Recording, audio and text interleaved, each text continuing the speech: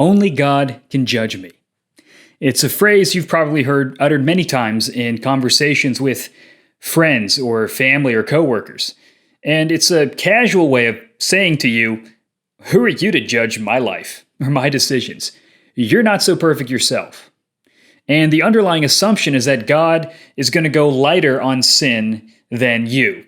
But this reveals a profound ignorance about who God is. God is a God of righteousness. He doesn't abide with sin, even if it's sin within his own people, especially if it's sin within his own people. So is God the ultimate judge of our lives? Yes, he is. There's some truth to that statement. Only God can judge me. But do we really know what we're saying?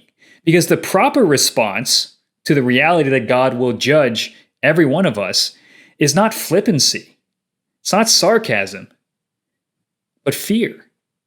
And Zephaniah is a prophet warning all of us, especially those who are in the church, to fear the Lord and live. Because if you ignore him, you will die. This is understanding Zephaniah.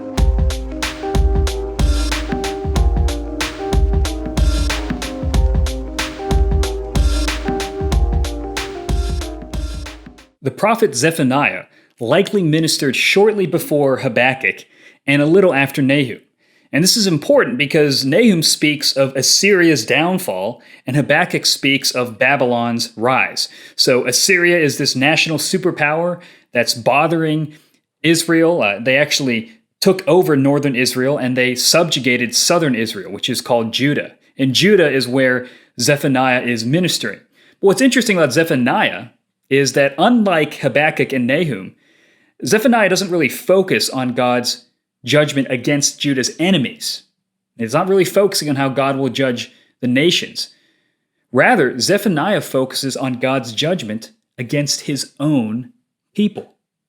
It is Jerusalem, not the pagan nations around them, that have incurred God's wrath. And it is Jerusalem that will face destruction. This is Zephaniah chapter 1.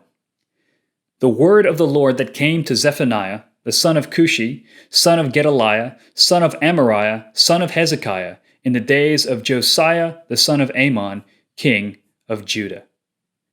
I will utterly sweep away everything from the face of the earth, declares the Lord. I will sweep away man and beast. I will sweep away the birds of the heavens and the fish of the sea, and the rubble with the wicked. I will cut off mankind from the face of the earth, declares the Lord. I will stretch out my hand against Judah and against all the inhabitants of Jerusalem, and I will cut off from this place the remnant of Baal, and the name of the idolatrous priests along with the priests, those who bow down on the roofs to the host of the heavens, those who bow down and swear to the Lord, and yet swear by Milcom, those who have turned back from following the Lord, who do not seek the Lord or inquire of him. Be silent before the Lord God, for the day of the Lord is near. The Lord has prepared a sacrifice and consecrated his guests. And on the day of the Lord's sacrifice, I will punish the officials and the king's sons, and all who array themselves in foreign attire. On that day, I will punish everyone who leaps over the threshold, and those who fill their master's house with violence and fraud. On that day, declares the Lord, a cry will be heard from the fish gate, a wail from the second quarter, a loud crash from the hills. Wail, O inhabitants of the mortar, for all the traders are no more, all who weigh out silver are cut off. At that time I will search Jerusalem with lamps, and I will punish the men who are complacent, those who say in their hearts, the Lord will not do good, nor will he do ill. Their goods shall be plundered, and their houses laid waste. Though they build buildings, they shall not inhabit them. Though they plant vineyards, they shall not drink wine from them. The great day of the Lord is near, near and hastening fast. The sound of the day of the Lord is bitter. The mighty man cries aloud there. A day of wrath is that day, a day of distress and anguish, a day of ruin and devastation, a day of darkness and gloom, a day of clouds and thick darkness, a day of trumpet blast and battle cry, against the fortified cities and against the lofty battlements. I will bring distress on mankind, so that they shall walk like the blind, because they have sinned against the Lord. Their blood shall be poured out like dust, and their flesh like dung. Neither their silver nor their gold shall be able to deliver them on the day of the wrath of the Lord. In the fire of his jealousy all the earth shall be consumed. For a full and sudden end he will make of all the inhabitants of the earth. Zephaniah begins his prophecy with a warning. God is going to judge Judah for her idolatry, syncretism, and apathy.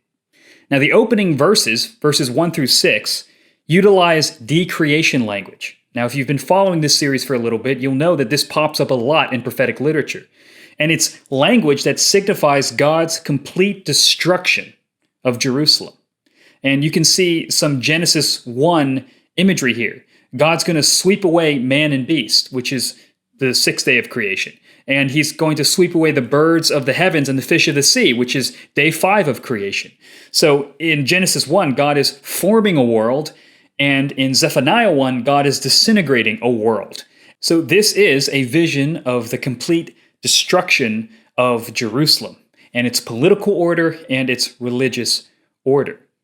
Now, the phrase "I will" appears 6 times in these opening verses, and that's a clear indication that this judgment, this oncoming destruction of Jerusalem, is inevitable. And even the righteous ones will be caught up in this historical destruction. And so it's important to think about this. Just because you're righteous, maybe you are a true worshiper of God, but if your city is under judgment, you're going to feel the wrath of that. And so even the righteous are caught up in this judgment. Now, what motivates God's anger? Well, first, like we said in the beginning, idolatry.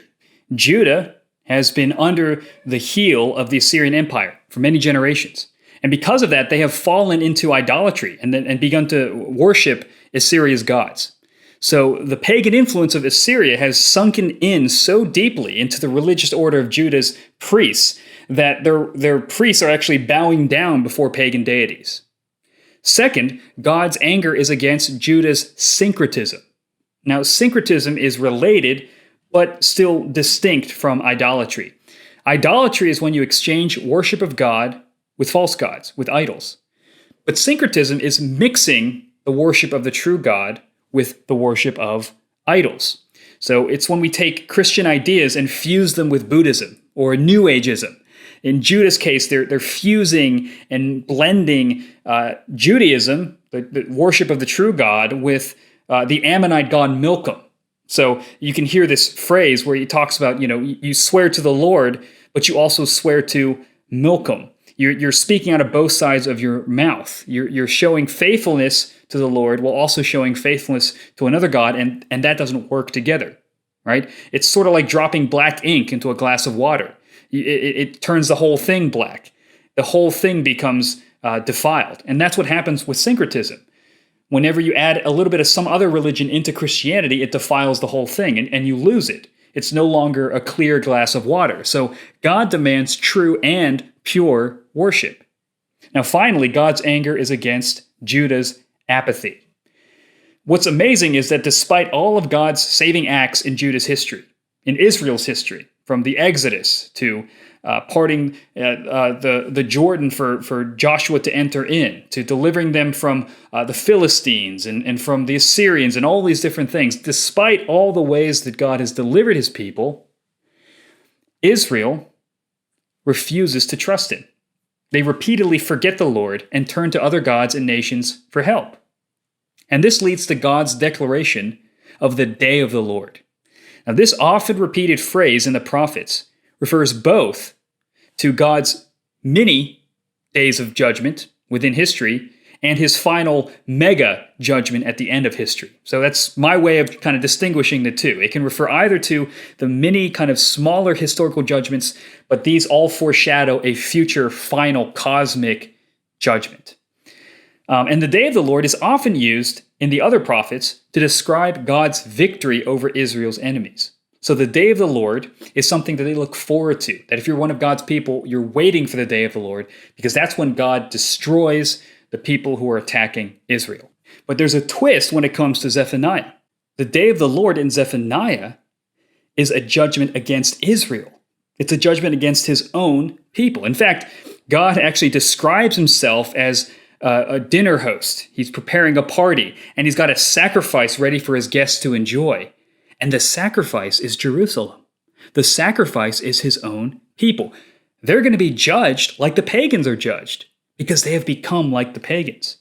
It's almost like God is saying, you've become indistinguishable from the nations around you. You've so defiled yourself that you're no longer my holy people. And I'm going to treat you like the nations because you want to be like them so much, you're going to face the consequences that they're one day going to face. Now, what we see is that this warning falls on deaf ears. Judah's princes, the sons of the kings, and the elite, they wear pagan worship clothing, and they basically live as practical atheists. They hear the word of the prophet, and they basically say, and it's a quote in verse 12, "The Lord will not do good, nor will he do ill." So it's like God's not going to bless us. We don't really need his blessing, and that's a superstition, or it doesn't really work. And God's not going to judge us. We're going to be fine. We can sin with impunity, and God's going to be lenient. He's going to be fine. It's this idea that God exists, but he doesn't really interfere with the affairs of our world. They're kind of complacent. They're apathetic. They don't really care at all. Now, God responds, because he's provoked by this, by telling them, I'm going to plunder the very things that give you this smug sense of security and self-confidence. All right, you sit there, you're elite, you're rich, you're powerful, and you think this gives you invincibility. You think that this protects you from the judgment of God, that you can just evade my justice. And God says, well, I'm actually going to destroy the very things that give you pride, your vineyards and your houses, the things that you try to build. I'm going to destroy them. I'm going to bring curses upon them. And Jerusalem's judgment is just the tip of the iceberg. So God moves from this sort of specific idea of Jerusalem and expands out to the world, right? God's mini day of judgment against Jerusalem points forward to his mega day of judgment, the mega day of the Lord, which he also refers to as his day of wrath. And that day is against the entire world, right? This day of wrath, this day of the Lord is going to hold the entire world to account. All of mankind. They're going to be held to account for their sins against God. So even the wealthiest of men, he makes a mention of, no one's going to be able to hide behind their gold and silver, right? Your wealth, your prestige, you're not going to be able to escape the fire of his jealousy. Because in verse 18, it says that all the earth shall be consumed, that all of the earth will feel the judgment of God, that the nations of the world will be held to account. And God's judgment is an uncomfortable but necessary reality. We want God to be just. We don't want God to just let people off the hook.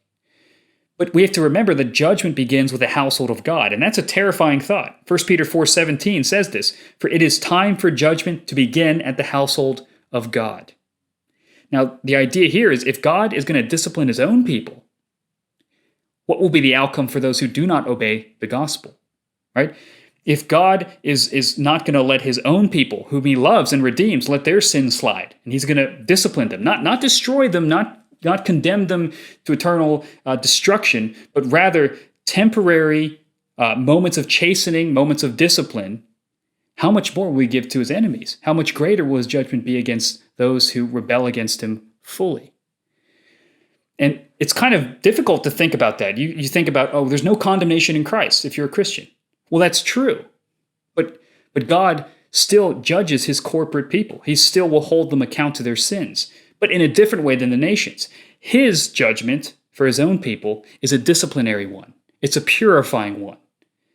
And it's one that removes sort of the false believers so that the true ones can remain. And that's why we see this word remnant all over the Old Testament.